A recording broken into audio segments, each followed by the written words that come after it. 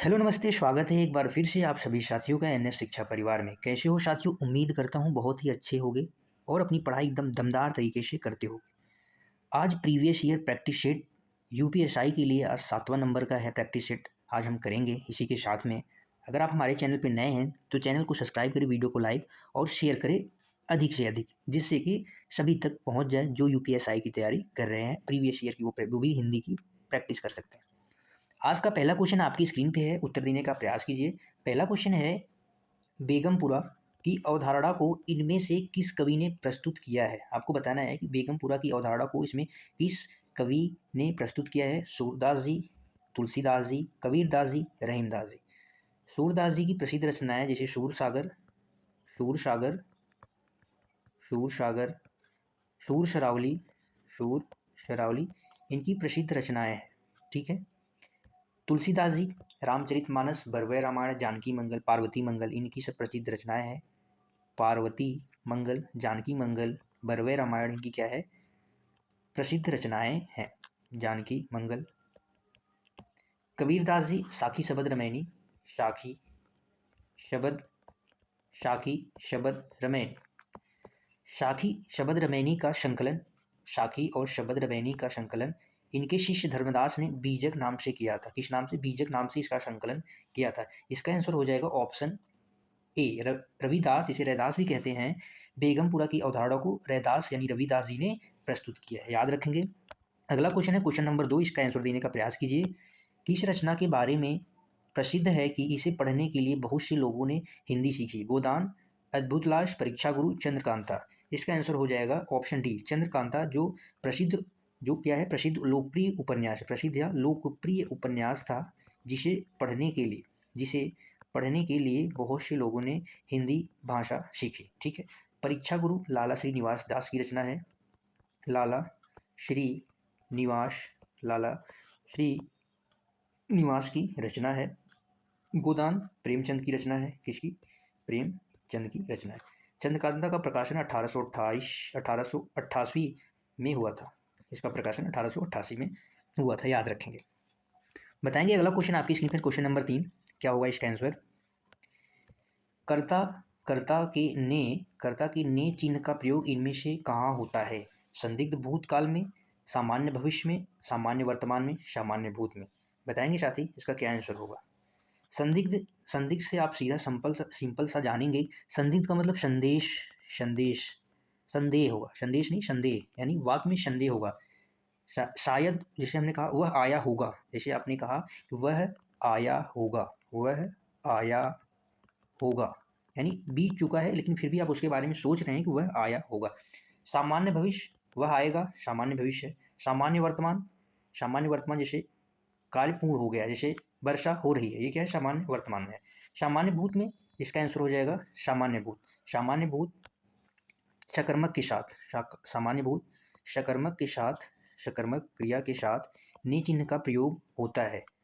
सामान्य भूत कार्य बीते समय में शुरू, यानी बीते समय में कार्य शुरू हो जाए, बीते समय में शुरू होकर, बीते समय में शुरू होकर अभी अभी खत्म हुआ हो, अभी जस्ट वन, तत्काल, तत्काल क्या हुआ हो? तत्काल यानी अभी अभी, अभी अभी खत्म हुआ हो, अभी अभी खत्म हुआ हो, उसे क्या कहते हैं? सामान्य भूतकाल कहते हैं। जैसे जैसे हमने कहा कि रमेश रमेश ने खाना खाया, रमेश ने खाना खाया, यानी खाना शुरू तो पहले ही यानी कर दिया है, अभी जस्ट खाना खा लिया है, अभी जस्ट क्या है? खाना खा लिया है। तो यहाँ पे कर्ता ने का प्रयोग किया, सकर्मक क्रिया, यहाँ पे कर्म क्या है? खाना, ये क्या है? सकर्मक क्रिया है, तो इसमें ने का यूज यानी प्रयोग होता है।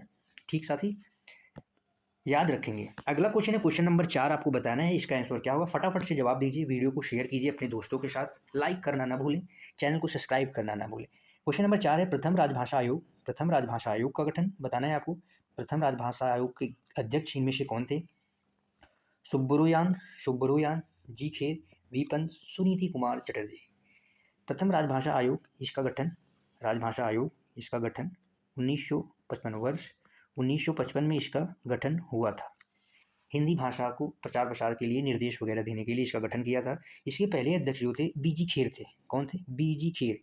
बीजी का मतलब होता है बाल गंगाधर खेर, बाल गंगाधर खेर इसके क्या थे? अध्यक्ष। बाल गंगाधर खेर क्या थे? इसके प्रथम राजभाषा आयोग के अध्यक्ष थे, याद रखेंगे। अगला क्वेश्चन है क्वेश्चन नंबर 5। इनमें से श्री गुरु ग्रंथ साहब का संकलन किसने किया है? श्री गुरु ग्रंथ साहब का संकलन गुरु अर्जुन देव ने किया था। किसने किया था? गुरु अर्जुन देव ने किया था। ये कौन थे? पांचवें सिख गुरु थे, पांचवें सिख गुरु। ठीक है। अगला क्वेश्चन है क्वेश्चन नंबर 6। कुंवर नारायण को ज्ञानपीठ पुरस्कार किस वर्ष मिला था? आपको बताना है कुंवर नारायण को ज्ञानपीठ पुरस्कार कब मिला था। ज्ञानपीठ पुरस्कार भारत का सर्वोच्च साहित्यिक सम्मान है। भारत का सर्वोच्च साहित्यिक सम्मान है। क्या है? भारत का सर्वोच्च साहित्यिक सम्मान है।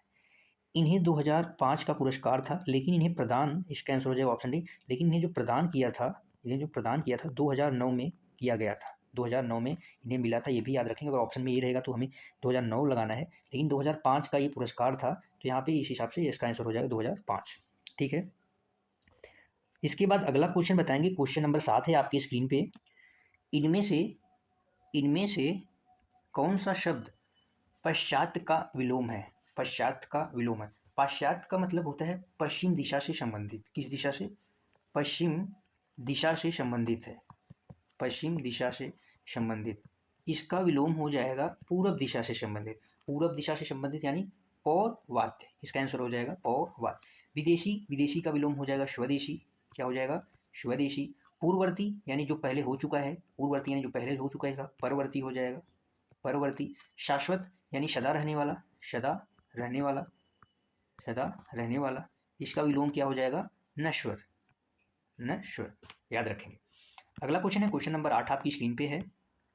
इनमें से किसका उच्चारण स्थान ओष्ठ है? च का, प, त, ग। बताएंगे किसका उच्चारण स्थान होस्ट से है।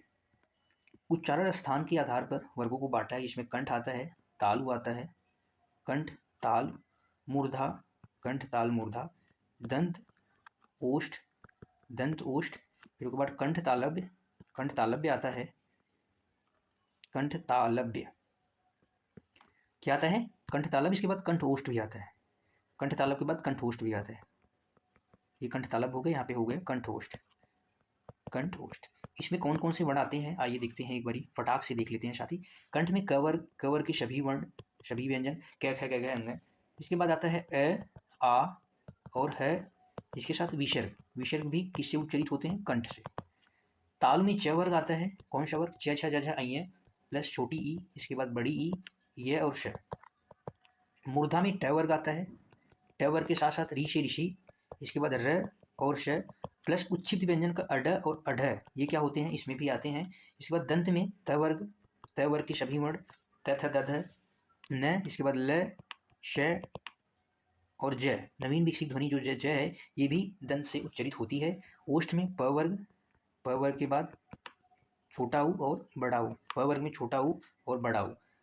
तालव्य में कंठ तालव्य की अगर बात की जाए, कंठ तालव्य से ए और ए उच्चरित होते हैं। कंठ ओष्ठ से उच्चरित होने वाली ध्वनि कौन सी है? ओ और औ। इसका आंसर क्या हो जाए? ओष्ठ से प वर्ग के अंतर्गत यानी प, बी ऑप्शन सही हो जाएगा। अगला क्वेश्चन बताएंगे, क्वेश्चन नंबर 9 है आपकी स्क्रीन पर। छलिया में प्रयुक्त प्रत्यय बताना है कौन सा है। प्रत्यय जो होते हैं मूल शब्द के अंत में जुड़कर क्या करते हैं? अर्थ परिवर्तित कर देते हैं। जो मूल अर्थ होता है उससे अलग अर्थ हो जाता है, अर्थ परिवर्तित करते हैं। जैसे छलिया है, छल में ईया प्रत्यय जुड़ा हुआ है। क्या? ईया। छल में ईया प्रत्यय जुड़ा है, इसका ऑप्शन हो जाएगा ऑप्शन बी। अगला क्वेश्चन बताएंगे, क्वेश्चन नंबर 10 है आपकी स्क्रीन पे। पूर्व दिशा के लिए इनमें से उपयुक्त शब्द कौन सा है? पूर्व दिशा के लिए इसमें से उपयुक्त शब्द कौन सा है? इसका ऑप्शन हो जाएगा ऑप्शन डी। प्राची को पूर्व दिशा कहते हैं, पूर्व। और इसके बाद प्रतीची को पश्चिम दिशा कहते हैं। कौन सी दिशा? पश्चिम दिशा। अवाची को दक्षिण दिशा कहते हैं। कौन सी दिशा? अवाची को दक्षिण दिशा। उदीची को क्या कहते हैं? उत्तर दिशा। क्या कहते हैं? उत्तर दिशा। याद रखेंगे। अगला क्वेश्चन है क्वेश्चन नंबर 11 आपकी स्क्रीन पर। वह आया है, इसमें किस काल का उदाहरण है? इसमें से किस काल का उदाहरण है? वह आया है। हम बताएंगे। तत्कालिक में कार्य चल रहा है। तत्कालिक क्या होता है? कार्य चल रहा होता है। कार्य चल रहा कार्य चल रहा होता है तो वहाँ पे क्या होता है तत्कालीन, जैसे वह पढ़ रहा है, जैसे वह पढ़ रहा है यानी कार्य हो रहा है, तो क्या हो जाएगा तत्कालीन। संदिग्ध में संदेह की बात होगी, किसकी बात होगी, संदेह की, जैसे वह आया होगा, वह आया होगा। और इसमें कभी कभी वाक्यों में संदेह शायद की भी बात कर दे, शायद वह आया होगा, शायद वह गया होगा, तो ऐसे में भी संदिग्ध होगा। सामान्य वर्तमान काल, सामान्य वर्तमान काल में सामान्य का बोध होगा, जैसे वह आता है, वह आता है, वह जाता है, वह खाता है, ये क्या है सामान्य वर्तमान काल है। इसका आंसर क्या हो जाएगा पूर्ण वर्तमान काल। वह आया है यानी कार्य पूर्ण हो चुका है, क्या हो चुका है, क्रिया के जिस रूप से पता चले कि कार्य अभी अभी पूरा हुआ है, कार्य अभी अभी अगर पूर्ण हुआ है, अभी अभी पूर्ण हुआ है, पूर्ण हुआ है, तो वहाँ पे क्या होगा, अगर कार्य अभी अभी पूर्ण हुआ तो क्या होगा पूर्ण वर्तमान काल है। ठीक है, अगला क्वेश्चन बताएंगे, क्वेश्चन नंबर 12 है, इनमें से मध्यम पुरुषवाचक सर्वनाम का उदाहरण कौन सा है, बताएंगे। सर्वनाम के कितने भेद होते हैं, 6 भेद होते हैं। अगर सर्वनाम की शब्दों की संख्या पूछी जाए, शब्दों की संख्या कितनी होती है, तो 11 होती है। और ये सर्वनाम के भेद कितने होते हैं, 6 होते हैं।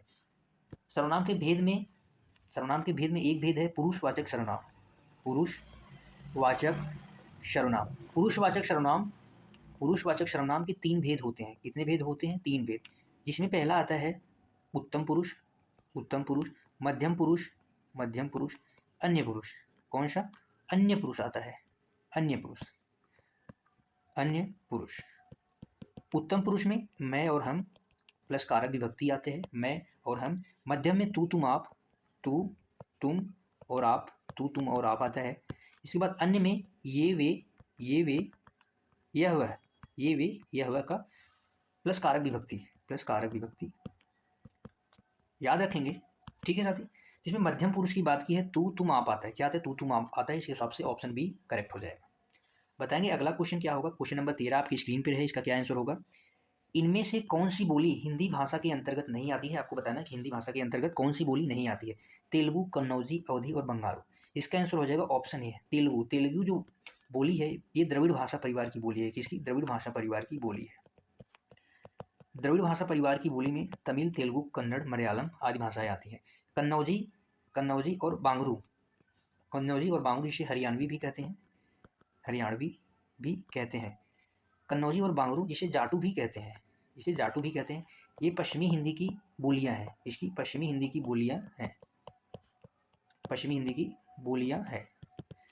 और अवधी, अवधी पूर्वी हिंदी की बोली है, इसकी पूर्वी हिंदी की बोली है। पूर्वी हिंदी में 3 बोलियां आती हैं, जो अवधी, बघेली, अवधी, बघेली और क्या है छत्तीसगढ़ी, और छत्तीसगढ़ी कही जाती है, याद रखना। अगला क्वेश्चन है क्वेश्चन नंबर 14 आपकी स्क्रीन पर, इनमें से गणनावाचक विशेषण का उदाहरण है। गणनावाचक विशेषण, गणनावाचक विशेषण, विशेषण के कितने भेद होते हैं, 4। संरचना एवं प्रयोग के आधार पर, संरचना एवं प्रयोग के आधार पर अगर भेद पूछा जाए तो कितने होते हैं, 4। अगर रचना के आधार पर पूछा जाए, रचना के आधार पर कितने भेद होते हैं, 2 भेद होते हैं। गणनावाचक में, गणनावाचक में पहला, पहला, दूसरा, चौथा, पहला, दूसरा, चौथा, ये सब क्या है, पहला, दूसरा, तीसरा, चौथा, ये सब क्या है, विशेषण है। पहला, दूसरा, तीसरा, ये सब क्या है, विशेषण है। और कौन सा विशेषण है, क्रमबोधक, क्रम की बात कर रहे हैं, क्रमबोधक विशेषण है। क्रमबोधक, पहला, दूसरा, तीसरा, ये सब क्या है, क्रमबोधक विशेषण है, क्रमबोधक विशेषण है। तिगुना आवृत्ति बोधक है, तिगुना आवृत्ति बोधक विशेषण है। तीनों, तीनों की अगर बात की जाए, तीनों ये क्या है, समूह यानी समुदायवाचक, समुदाय बोधक, समुदाय बोधक क्या है, विशेषण है, निश्चित संख्यावाचक विशेषण है। इसका आंसर क्या होगा, 3, 1, 2, 3, 4। और गणनावाचक विशेषण कितने होते हैं, इन ये भी 2 प्रकार के होते हैं। कितने प्रकार के, 2 प्रकार के होते हैं, एक पूर्णांक होता है, एक अपूर्णांक होता है ना, याद रखेंगे। अगला क्वेश्चन है क्वेश्चन नंबर 15 आपकी स्क्रीन पर, किसी को बुलाओ, वाक्य में किसी इनमें से क्या है, किसी को बताना है किसी इस वाक्य में क्या है। यौगिक सार्वनामिक विशेषण, यौगिक सार्वनामिक विशेषण, यौगिक सर्वनामिक विशेषण वे विशेषण होते हैं जो मूल सर्वनाम में प्रत्यय लगकर बनाए जाते हैं। मूल सर्वनाम में, मूल सर्वनाम में प्रत्यय लगकर बनाए जाते हैं, प्रत्यय लगकर बनाए जाते हैं, जाते हैं, प्रत्यय लगकर क्या करते हैं, बनाए जाते हैं। और संज्ञा से पहले आते हैं, किससे पहले, और क्या करते हैं, संज्ञा से पहले आते हैं। कौन, यौगिक सार्वनामिक विशेषण पहले आते हैं। इसे कुछ शब्द जैसे, जैसे ऐसा, ऐसा, कैसा, उतना, ऐसा, कैसा, उतना। पहचान के लिए इसके शब्द हैं वैसा, जैसा। ये सब क्या है? यौगिक सार्वनामिक विशेषण है। सार्वनामिक विशेषण, अगर संज्ञा का पड़ोसी सर्वनाम हो जाए तो सार्वनामिक विशेषण होता है। उसके बाद के लिए यही आखिरी क्वेश्चन था, यही आखिरी क्वेश्चन था आज के लिए। यहीं तक क्लास हमारी थी। 15 क्वेश्चन हम करते हैं, ज़्यादा नहीं करते हैं क्वेश्चन। इसी के साथ में आप सभी साथियों का अंत तक बने रहने के लिए तहे दिल से धन्यवाद है। मिलेंगे कल नए प्रैक्टिस सेट के साथ। तब तक के लिए बाय बाय। खुश रहिए, मस्त रहिए, पढ़ते रहिए। Thank you, take care, bye bye.